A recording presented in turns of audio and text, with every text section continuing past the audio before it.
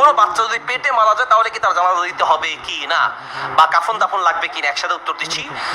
কোনো বাচ্চা মায়ের পেটে যদি মারা যায় এবং মৃত বের হয়, সেই ক্ষেত্রে বাচ্চাটার যদি সকল স্ট্রাকচার ঠিক থাকে, তার হাতের আঙ্গুল, হাত পা, চোখ, নাক, কান যা যা ঠিক থাকা দরকার সব যদি ঠিক থাকে, তাহলে তার যদি জানাজা কেউ পড়াতে চায় পড়াতে পারবে, বৈধতা আছে। তবে অধিকাংশ আলেমরা বলেছেন প্রয়োজন নাই, কারণ যেহেতু সে জীবিত আসে নাই, মূলত ইয়াস্তাহিল্লা।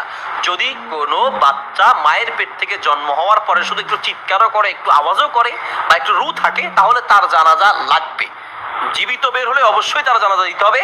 মৃত যদি বের হয়, অঙ্গ প্রত্যঙ্গ সব ঠিক থাকে, তাহলে কোনো কোনো আলেম বলেছেন জানাজা দিতে চাইলে দিতে পারবে, কিন্তু প্রয়োজন নাই।